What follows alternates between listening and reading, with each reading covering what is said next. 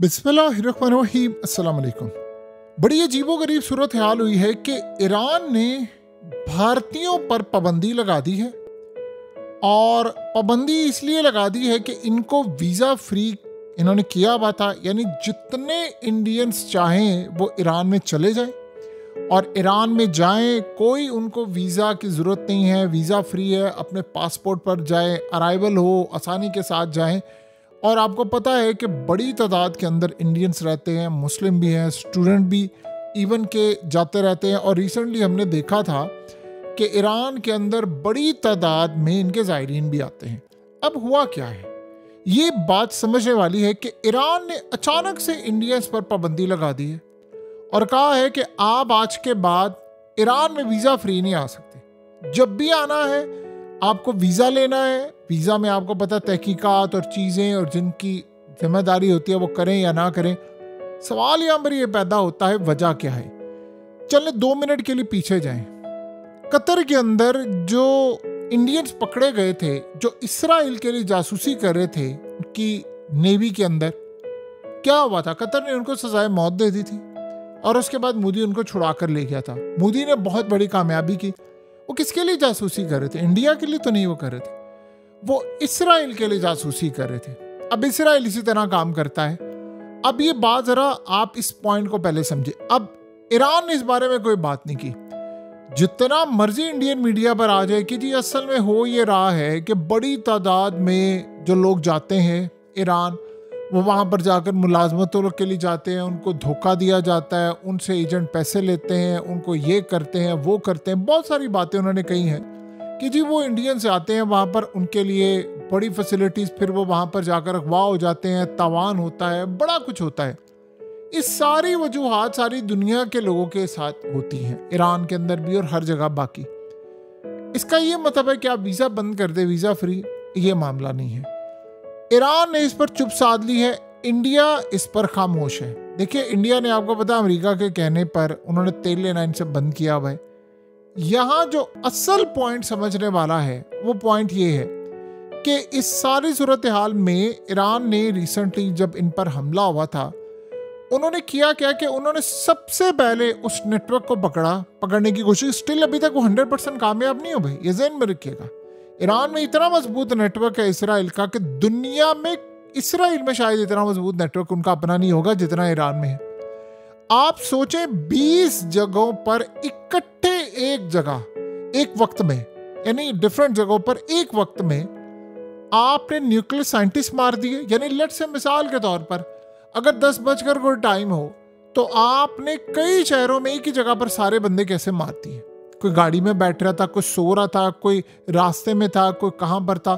Security सबकी breach होगी। इसका मतलब है कि ईरान के अंदर एजेंट्स इसराइल के घुसे हुए में। कैसे?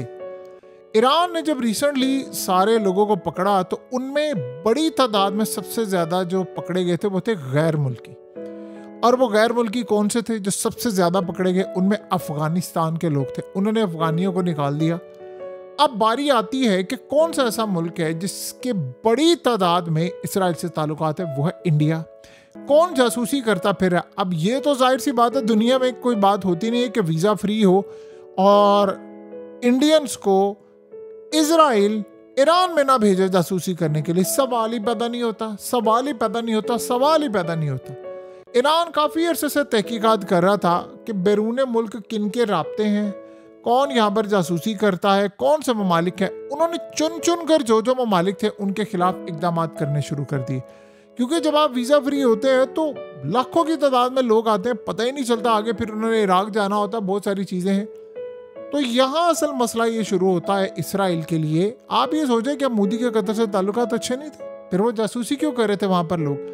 तो यहाँ ईरान ने सबसे पहले किया क्या है कि जिन ममालिक के उनके साथ मामलात ख़राब थे उन्होंने उनके खिलाफ अब कार्रवाई शुरू कर दी। ईरान ने बताया नहीं है कि उन्होंने इंडिया के खिलाफ क्यों किया, लेकिन उन्होंने जासूसों के नेटवर्क को तोड़ा और उसके बाद जिन ममालिक के नाम आ रहे थे उन्होंने उनके लोगों को भी वापस भेजना शुरू किया और उनके खिलाफ वीज़ा की जो पाबंदियां वो लगाना शुरू कर दी। अब उनमें भारत का नाम आया है।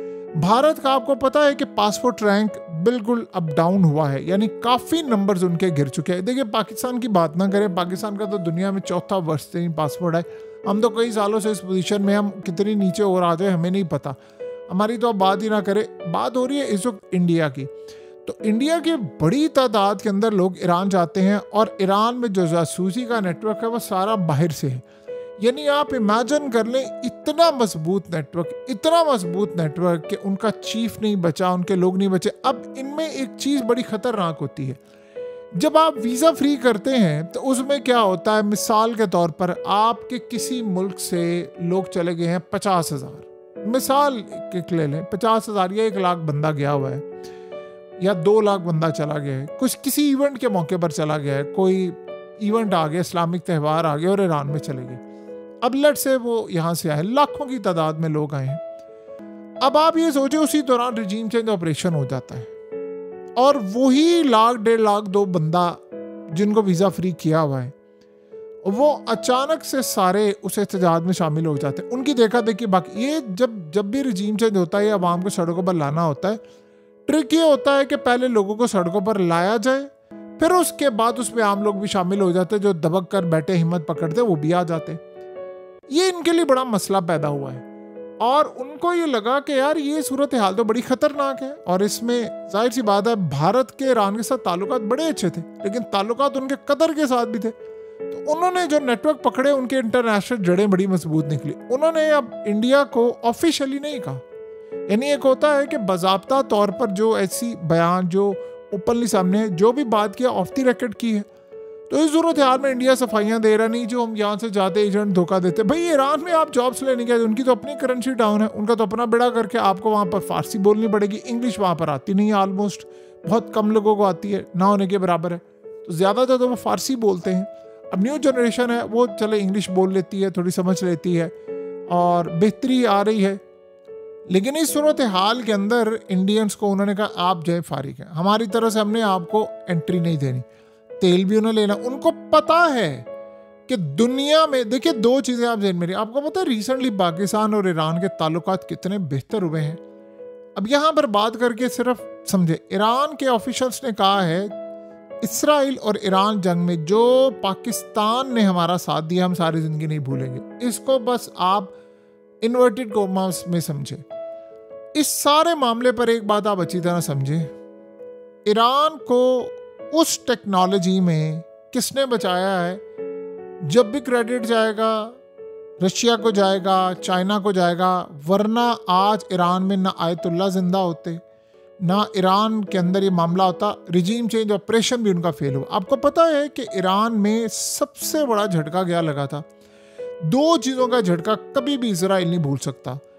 वो एक चीज़ ये थी कि आयतुल्ला के इर्द गिर्द और ये बहुत सारे लोग एक तो मारे गए ना, एक तो वो लोग हैं जिनके घर वालों का डाटा उनके पास, इसराइलियों के पास मौजूद था और कॉल्स गई उनको और कहा कि अगर आपने आयतुल्ला के खिलाफ बगावत की वीडियो टेलीग्राम पर हमें ना भेजी तो अगला नंबर आपका मीट करेंगे। अब आप सोचें 20 साइंटिस्ट, चीफ सारे मारे जाएं तो आप परेशान तो होंगे ना कि यार अगला नंबर मेरा आ गया। उन्होंने बगावत नहीं की। और दूसरी अजीब सूरत हाल पैदा हुई, जो इसराइल एक्सपेक्ट कर रहा था, वो अवाम सड़कों पर नहीं निकली और इवन के गैर मुल्की जिनको निकालना था वो भी नहीं निकले। ये बड़ी हैरान कुन सूरत हाल है। तो जब ईरान ने हंट करना शुरू किया तो उसमें बहुत सारे ममालिक के नाम आ रहे। तो ईरान ने ऑफिशियली नहीं ये बात की, लेकिन आपको अंदाज़ा हो जाता है चीज़ों के साथ कि भाई वीज़ा फ्री है। उन्होंने इंडिया को कहा भाई आप बताइए, इंडियंस अगर लट से सिर्फ ज़ियारतों के लिए जाते हुए, मुस्लिम आप बड़ी तादाद में हैं, तो ज़ियारतों के लिए अगर जाते हैं तो फिर जाहिर सी बात है उनको कोई मसला नहीं होना चाहिए। अब वहाँ पर वो जा रहे हैं नौकरियाँ करने के लिए, तो वहाँ पर वो नहीं जा रहे। हाँ, एक जगह इंडियंस जा रहे हैं नौकरियों के लिए, जहाँ पर गज़ा के लोग जॉब्स करते थे, वहाँ 2, 2.5, 3 लाख बंदा गया है नौकरियाँ करने, वो इंडियंस गए। आपको पता है ना, गज़ा के जो लोग थे उनसे कंस्ट्रक्शन का काम करवाता था इसराइल अपने मुल्क में, छोटे मोटे लेबर जॉब सारे, उनको एक स्पेशल कार्ड दिया जाता था, वो इसराइल में एंटर होते थे और उस बेस पर उनको पैसे मिलते। लेबर सारी, जब से जंग छिड़ी कोई मुल्क अपनी लेबर भेजने को तैयार नहीं था, सिर्फ इंडिया ने भेजा था। आपको पता है गज़ा में जितनी बमबारी हुई उसमें इंडिया का असला कितना इस्तेमाल हुआ है, ये बात सारी ईरान को पता है और ईरान इस बात को अच्छी तरह समझता है कि इसराइल को मजबूत किया तो हमारा नुकसान है। इसराइल अब दोबारा जंग करने वाला है, तो उससे पहले जो मैक्सिमम मेजरमेंट्स हो सकते थे उन्होंने लिए, उसमें ही आप इस खाते को डाल लें कि इंडिया के अंदर क्या सूरत हाल है और क्या मामला हुआ है। उन्होंने अचानक से वीज़े इनके बंद कर दिए हैं। फ्री वीज़ा जो इनको दिया हुआ था, वीज़ा फ्री, उन्होंने कहा ये आप फारिग करें। सो लिहाजा अब जो आने वाली सूरत हाल है वो बिल्कुल यकसर आपको बदलती हुई नज़र आएगी। बहरहाल ईरान अब कोशिश कर रहा है। अभी तक ईरान में जासूस बहुत ज़्यादा हैं, कितने हैं आप उसका तसव्वुर भी नहीं कर सकते, लेकिन बड़ी तादाद में इस वक्त भी जासूस हैं, चाहे वो दुनिया के किसी भी ममालिक की नेशनैलिटी रखते हो, लेकिन वहाँ मौजूद है।